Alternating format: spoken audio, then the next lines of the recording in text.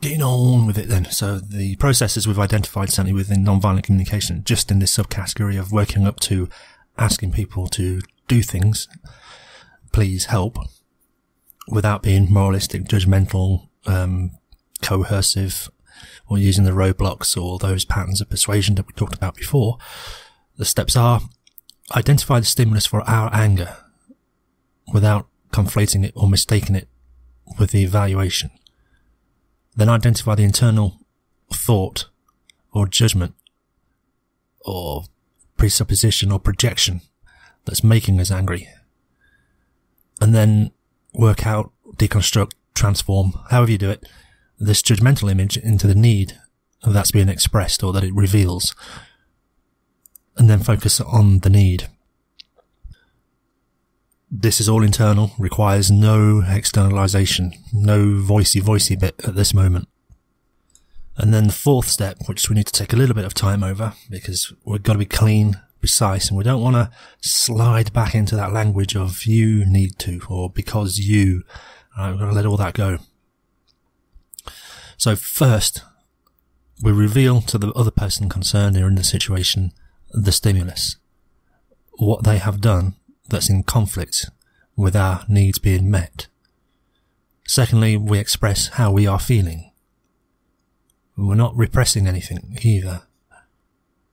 And then we follow up our expression of our feelings with the needs of ours that are not being fulfilled.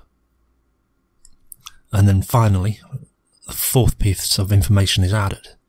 It's a clear, concise, precise, present request of what we want from the other person in relation to the feelings and unmet needs. Now, this is not easy because we've been taught these perverse and horrible ways of demanding, coercing, guilting other people to get in what we want, because it shifts the ass and the lie. So if we can find fault in somebody else for not giving us what we want, then we don't have to put ourselves in a vulnerable position to ask for it. We can assume a power role because they've wronged us. Therefore, we can wrong them back simply by asking for what we want in a demanding way. They deserved it. So, you done me wrong, therefore you ought to do what I want. If you really love me, which you haven't been shown lately, then you need to do this. Alright, so that's not what we're about here. Don't do those.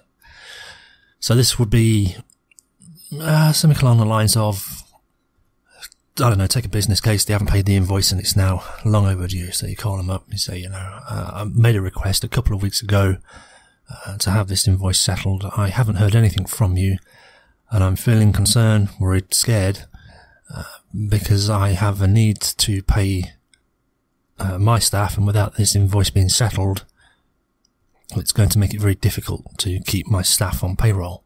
So I'd like for you to tell me what's preventing you from responding to this request. Now you see how that exposes all sorts of vulnerabilities, but it's not accusatory and it's not an implication of guilt, but it's a statement of what I'm worried about and then a request for them to tell me what's preventing them from responding to said request or from getting the invoice settled. It doesn't ask when they're going to settle the invoice, because again that's an implication of you haven't done something you said. It's asking what's preventing you from doing it, which is a different question. It's going to open up a whole can of worms, sure, because if there is some problem their side, they may not want to sell you. But if you say, when are you going to pay it? They can just brush you off and say 2 weeks down the road. And they might not want to get into the reasons why they can't pay it right now, because you're asking them in a kind of power move. That invoice is due. Why haven't you done it yet? Accusation. I've got the lawyers on standby. We're going to eat you for lunch if you don't pay. All threats, and impositions and accusations and implications of wrongdoing.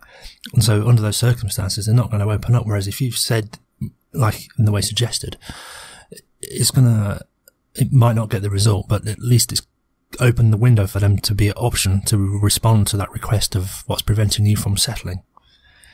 Well, we've got some problems outside. Alright, well, tell me about those. Maybe we can do an arrangement here, or, it opens that possibility. At least now you're talking rather than just threatening each other. It's the same pattern as before, where someone did a wrong, and we made a moralistic judgment about them, and then they felt that that moralistic judgment was uncalled for or unwarranted, so they did a moralistic judgment about what we did. Of course, we feel hurt by this, and therefore we now have to re-justify our position in even stronger terms that makes their counter-moral outrage look weak, and then it goes on and on and on. And it just escalates into defense of a position which neither person actually holds. Neither person in this situation wants to get lawyers involved. Neither person's in here wants to sue the other for some money. What they want is mutual resolution. It might not necessarily mean getting what you're owed, but it might mean getting what you need. Might mean going to court. Getting it might mean that. Alright, so yeah, it is a bit of practice, but that's the process. And of course, because it's new, start small, practice small, and if you feel the emotion's getting too strong, you can always ask for a time out. Again, it's another need. If you're feeling anxiety about it, or you're feeling the emotional payload is getting too heavy to bear, just even framing a question this way, then start with a smaller one, saying, at the moment there is something I want to ask you, but it's, tapping my emotions because I have a need for clarity, and at the moment I recognise I'm not thinking about how getting our needs met, but I'm thinking about how to control my emotions. So I need to ask you for a few more moments or another day to contemplate this, so that I can come back with a more accurate and precise request for what I want. So again, even there, it's a request for more time to think about how to structure the actual request that's at the core of the thing. So you can do an internal audit by way of getting started on this process. Think about the last time you were angry. What images came to mind? Who were you throttling in your mind's eye? What had they done that was so egregious that triggered you? Was it the judgment about what they'd done, or was it what they actually did? And discern the two. Separate the judgment from the behaviour. I'll start you off tense. Someone said something to me with loose lips that I took as an insult, and I thought it was very rude of them. I wanted to give them a slap across the face. That's the image I had. And I realised that slap wasn't enough. And then I wanted to kick him in the gonads as well. And then I wanted to give them a good kneeing in the face whilst they doubled over. And then I was imagining seeing their teeth on the pavement. Yeah, I should probably stop there. Suffice to say, what was my need? Well, I needed to be talked to like an adult. I wanted to be respected. I wanted to have an engaging conversation rather than a one-way command that was made of me, or a contemptuous statement that was full of assumption, or that projected some kind of straw man on me, or it was a reflection of something that I hadn't actually said, or it was a deliberate misconstruement. So that triggered a lot of emotion in me. It was like, yeah, I'm being misrepresented. They're leveraging off me, saying things I didn't say. It misrepresents me, and I have a high need for transparency, clarity, and a high need to cut through ambiguity, and a need to be honest and express integrity through my communications. And it's important to me not to have those misrepresented by somebody who's clearly acting in bad faith. So in my mind's eye, then there's this husk of a body on the pavement with its teeth kicked out, in pain, clutching its nether regions in agony. Are they now going to stand up and say, "You're right, John, I have realised the error of my ways. I'll learn how to speak in ways which are more congruent with your needs"? Well, no, because I haven't even told them what my needs are. They won't even know. Now, again, there seems to be another kind of confirmation bias at work during life, that occasionally when someone's pissed us off like this, we do snap at them, and it's enough to stop them in their behaviour, and then they go, they don't like this set of behaviour, let me try a different one. And by pure chance, they might pick a behaviour or say things or structure things in a way that we actually now find appealing. By pure chance, they've guessed the right one out of all the thousands that it could have been. So now they respond in ways that we like and we prefer. This bullying shit works. Is that how I'll get my needs met? No, it worked once. And it was a fast way to get what you wanted as well. It doesn't take all this work about needs and expressing and concerns and separating behaviour from judgments and being aware of morals, and then getting in touch with our emotion that tells us what our feelings are, and then having the balls and the vulnerability to express that in a clear, concise way, and then make the request. Now we want to do a roundhouse, all Steven Seagal style. Steven Seagal. Oh boy. Even Frank Dukes was made up. Oh boy, it's all rubbish, it's all trash, it's good TV, but it's not, it's detrimental for real life. So in these situations we can ask a couple of questions. The first question is, what do we want the other person to do differently other than what they're doing now? And I'll just emphasise, this is an internal question. This isn't to be asked explicitly of them. Not yet. Not in this form. It's just, instead of giving them a swift knee to the happy sack, we say, okay, what would we like them to do differently? And then that's a test for, does that meet our needs? If they did this instead, would our needs be met? Okay, right, we've got a bit of a plan forming here now. We might know what to ask, and we might know that if they were prepared to grant us our wish, we'd get our needs met. Okay, all right, we'll get in there. The next question is one of motivation. So why should this person change their behaviour at our request? Especially if it violates their needs. So we've got to ask that question too. In an ideal situation, what would we want the other person's reasons to be for fulfilling our request? I'll give you a clue. It's not duty, it's not obligation, it's not shame, it's not guilt, it's not coercion, it's not bullying, right? So all that shit, we can forget about that as well. If we're asking them to do something or else, bullying, coercion, and all that stuff, we're just making threats. So the only way to make perhaps what's a valid request under the model of nonviolent communication is the request has to be one that they're willing to fulfill only if they are willing, because they clearly see how it's going to be enriching to our lives and that they are inclined and predisposed to make life more wonderful. Any other reason is likely to create resistance, make it harder for them to do so, or it's going to build resentment, and over time it's going to lead to contempt. It's going to start adding up all those D's because they're doing something they really don't want to do, but because we've coerced them, guilt-tripped them, bullied them, coerced them, suggested or questioned their morality for not being able to do this, such as you're not honourable, you're duty-bound, you're obligated to do it, let me remind you. If those are the reasons that we're using to leverage people into doing what we want, there's going to be a huge price to pay for that.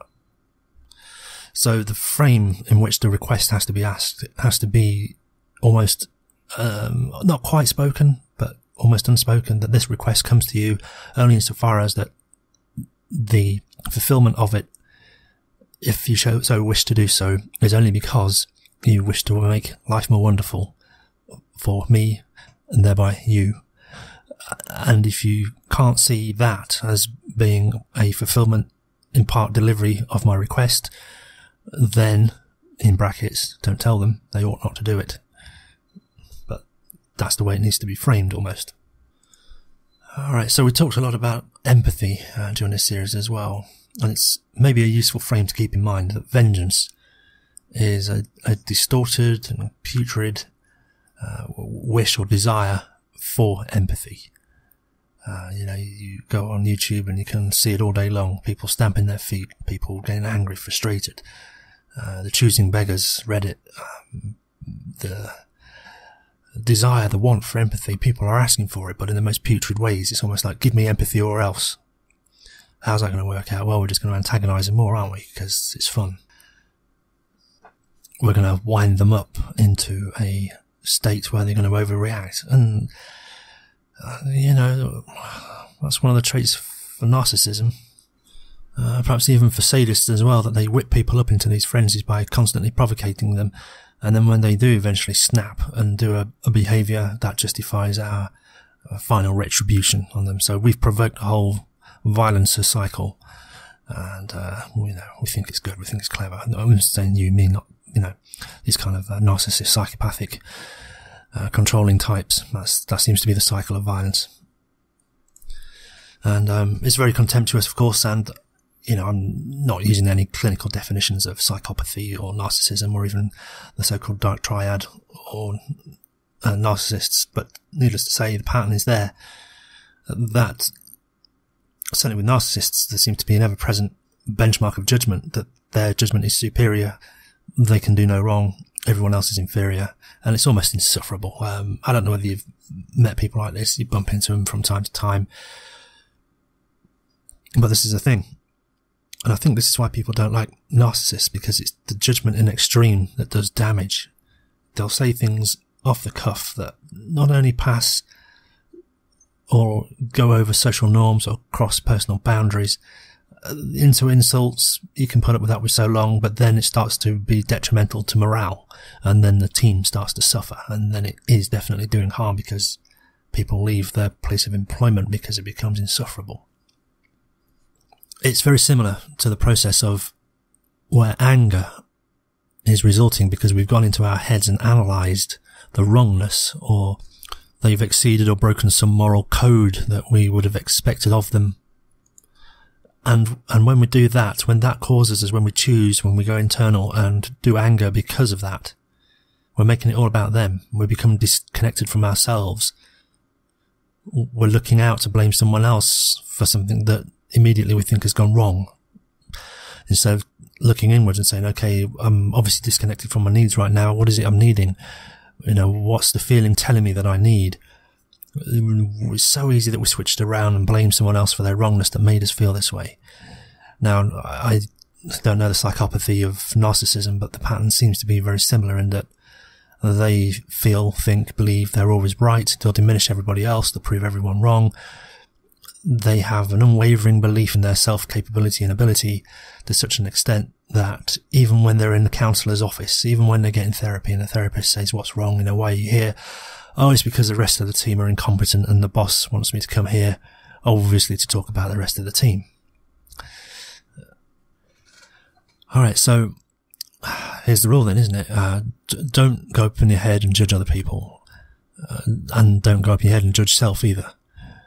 Try for the other option, connect empathically with the other person's needs or our own needs. And there's a golden rule in all this toing and froing of communicating in different ways, just like we shouldn't start with you made me or because of you. When we express feelings and we use the word because, it should always be followed by I, not you. So feeling because I needing something, not because you, and then a judgment. So hopefully I've convinced you now that these judgments, the escalations, the kind of outlook of a narcissist in an approximate way, someone who's deliberately propagating by making moralistic judgments that spark other people then in turn to combat or retaliate or come back with equivalent levels of communication that seek to challenge our judgment by imposing judgments on us for making judgments about them, and then we escalate it, and then we're just two arseholes defending a fantasy, all the while escalating towards violence. It's just violence, provocative thinking doing it that way. Go the other way. Maybe it's useful to carry on talking a little bit about perceptions that when we use judgments to throw at people, when we use these old frameworks, I hope the now old frameworks of you cause me harm because you're an evil bastard, other people obviously won't wear around the identity of evil Machiavellian psychopath. They don't identify with it, so it's almost like you're not talking to them. So when you say things like you're an evil bastard and you need to do whatever, they just don't hear you because they know that you've constructed an illusion and a straw man, and that you're setting fire to that straw man. I mean, great, it's spectacular to watch. So people stick around, they lift their hands up to get warm from it, but they don't identify with it. So the mismatch is so strong that any request won't even be heard. It'll be passed on to the straw man that you're beating. So here again, we've got a match with their perception, and framing it in a neutral way at least gets through. It can be accepted. But when we frame it as making a judgment about who they are, what they are, how they are, it's going to miss the target every time. So expressing a need and a request in a neutral way is the way it's going to get through. Perhaps another helpful tip. NLP, all this, where we make images in our mind, we hear voices in our head, and what's the other one? Well, we have gustatory, tastes and smells, the senses.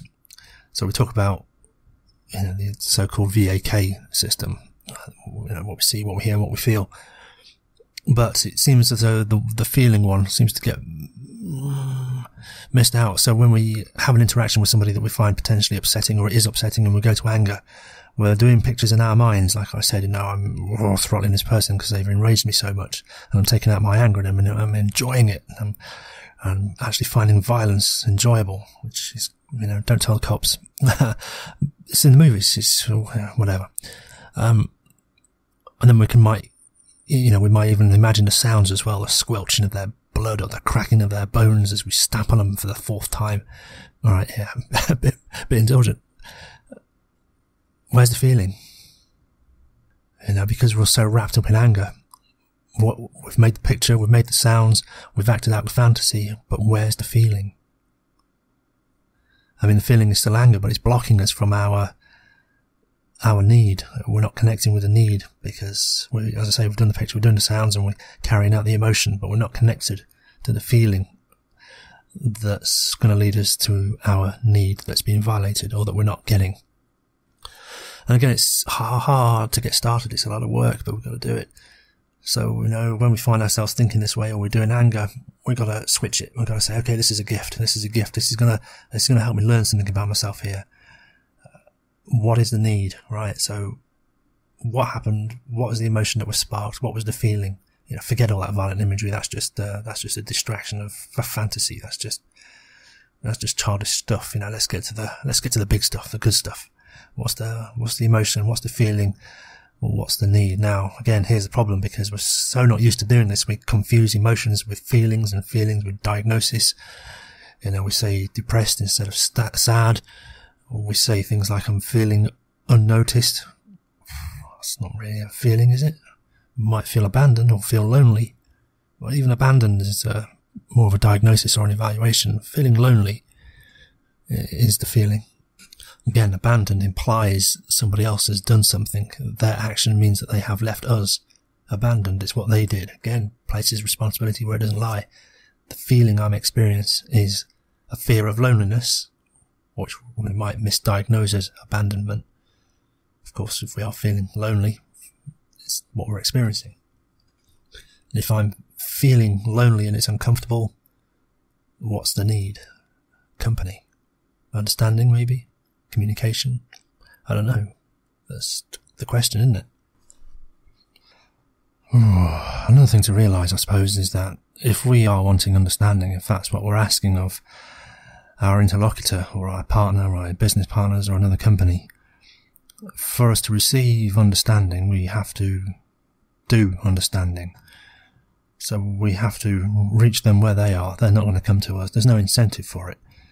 At least if we can go to them and understand them, we've at least built a bridge and we've opened a communication channel. That starts the process. Anything else is just going to be a defence of entrenched position. It's just going to be two arseholes throwing their prejudices at each other. So, like all things with empathy, unfortunately, where the world works, the way of reciprocity, you have to go first. Especially difficult to do when you're going through an emotional response, say, of anger.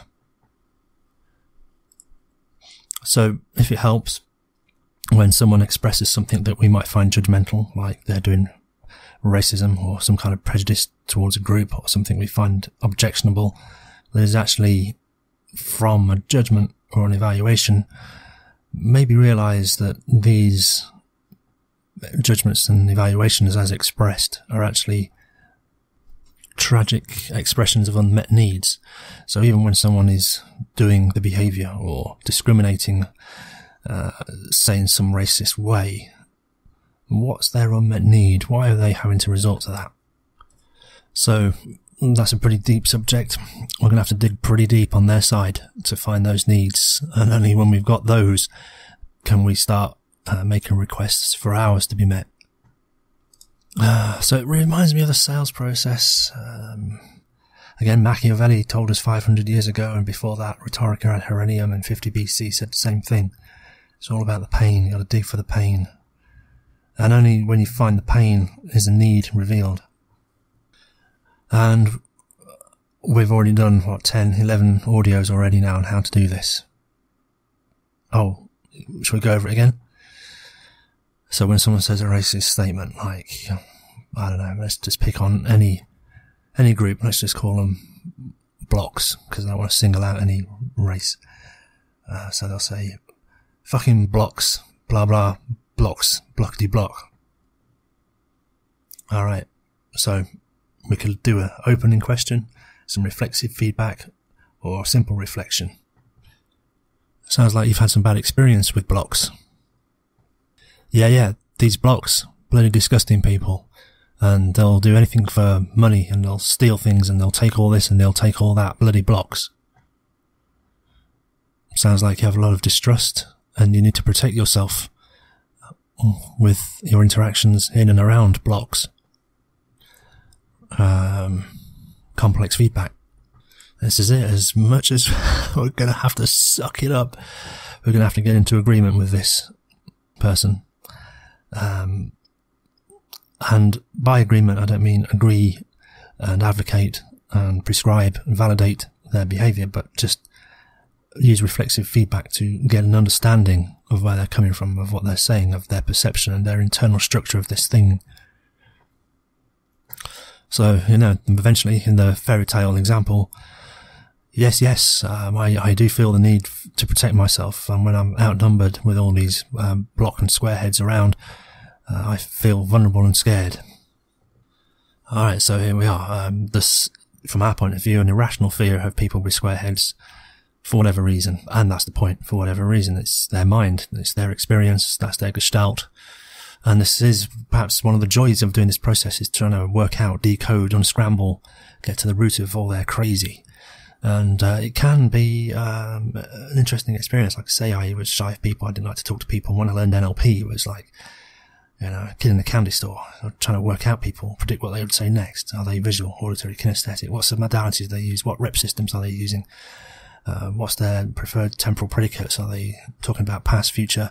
How do they slide between the two? Where's their timeline? Are they in time, out of time? All that good stuff. So the trick in all this process is not to hear what they think. So it's to pay attention to their emotions and their needs. And if we've learned anything, especially in the last couple of audios, whereby when we get upset, when we have a trigger that sets us off and we do anger and we become disconnected from our needs, this is exactly what's going on in another human being who's saying things judgments about classes of people that are discriminatory and harmful. Right? So they haven't connected to their needs, but they're justifying it with some weird logic, reason, skewed facts, confirmation bias, logical fallacies, whatever it is, it's all in there. But the beautiful thing is if we hit the right needs, if we get in there, we don't have to argue on logic. We don't need to bring facts or reasons. We don't need to challenge their syllogisms or test their premise or make sure that they're not using faulty logic or logical fallacies or the cognitive biases that are playing tricks. If we get right to the heart of the matter, to the absolute core. And I did this on that diagram in the Machiavelli series where we had pain on one side, gain on the other, and core in the middle. If we get to the core, all that shit on the outside doesn't matter. Give someone 10 minutes, 15 minutes of just empathetic listening, simple feedback, complex feedback, the occasional open-ended question. That trust opens up, that two-way communication channel now opens up, and it becomes a good faith conversation rather than bad faith where we're trying to trap each other or use disingenuous argumentation, bad faith arguments. And so eventually your theory is, in practice, they'll kind of wind down and just be quiet for a moment because we've used the motivational interview techniques, the listening strategies that we talked about over the last 10 audios. It must surely resonate with you that this is the sales process. And when the other person feels understood, when we pick up that we've understood them, there's a kind of a biofeedback, a marker. It's like they'll go quiet or they'll look at us and they'll have exhausted it all. They'll have got it all out. They'll have said everything and we'll still be looking at them, waiting for the next sentence, and it won't come. And then, you can pretend that you're internalizing what they said, and then you can make your first small request. You can say, when you first started to talk, I felt a lot of frustration and a lot of discouragement because I've had different experiences with people with square heads, blockheads, whatever we're calling them, blocks. Have we said he's wrong? No. Have we made a judgment? No. What we've revealed is that when he started talking, we felt a certain way, but the language on that implies a past participle. I felt angered. I was frustrated.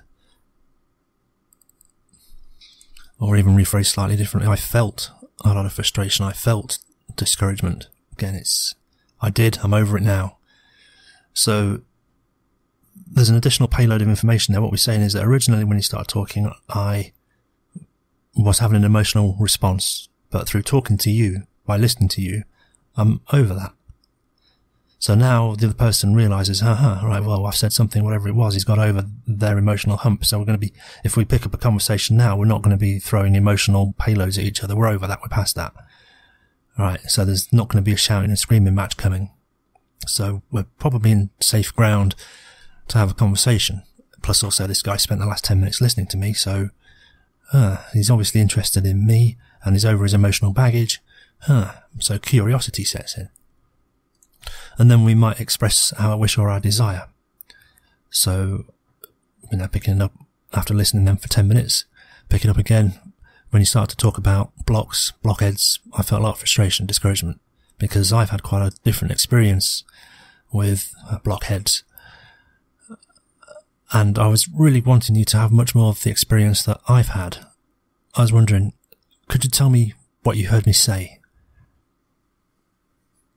Alright, so a first small request.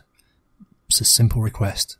Can you just, what we're basically asking them to do is now switch roles and for them to do reflexive feedback and reflective listening. But they may be unskilled at it, so we've got to coach them. Yeah, it's a lot. So a simple request is just for them to repeat back what they heard us say. Be prepared for all the judgments, strawmans, confabulations, and so on and so forth. And they may even be defensive, and they might say, well, I'm not saying all blocks or blockheads are like that, but. No, excuse me, hold on. I'd just like for you to repeat back, what I said. Blah, blah, blah, blah, blah, blah, blah, blah. Okay, let me say it again. When we first started talking, I felt a lot of frustration and discouragement because I've had quite a lot of different experience with blockheads. And I was really wanting you to have much more the same experience than I have. Could you tell me what you just heard me say? And you've got to insist on this step, because this is their emotional discharge. This is coaching them in reflexive listening. And do not pass until they have said more or less what you just said. Okay, so you're saying that when you first started listening to me, you were a bit pissed off, annoyed, discouraged or something or other. You've had a different experience, and you want me to have some kind of similar experience than you have had. The test as to whether this has been accomplished is whether there's any blame or insinuation of wrongdoing in his mind. So if he can repeat back cleanly what you said, then in the interlocutor's mind, he's just repeating what you said. He's not defending. If he's still defending himself, it's because he's still hearing blame and he's not getting it. It's too easy. Can't let him off the hook. But it's more than that as well. We've really got people who are in this judging mindset and redemptive violence, they're too well trained in it. And it's very hard to get them to abandon the judging part of giving their turn on speech, because it seems fashionable these days to give your opinion.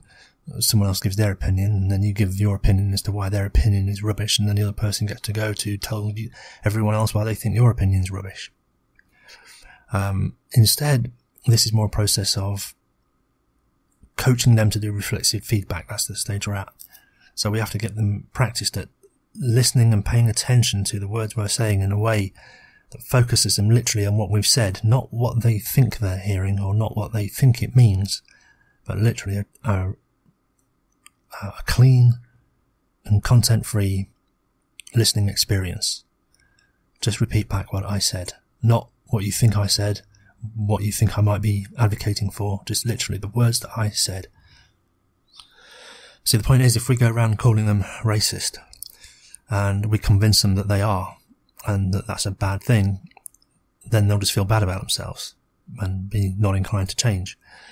If we try and convince them that they're a racist and they're belligerent and refuse to accept the label, they'll just carry on going around as they are. It doesn't change anything. So either way, if we convince them that they are a racist, or if we fail to convince them that they are a racist, either way, it makes no difference. This is all that labelling stuff. It doesn't matter. It doesn't really change anything.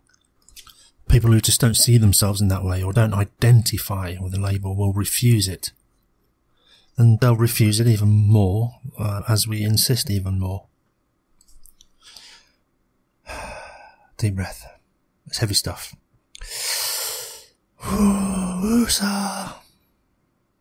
Bad Boys, Woosah. I love that show. That was a good one. Back up.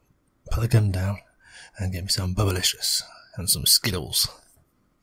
I don't know why that came to mind, but now that I think about it, what was that whole scene? What was the ploy on? It was badges, wasn't it? Badges, motherfucker! I got badges. I'll sell you some. Yes, labels.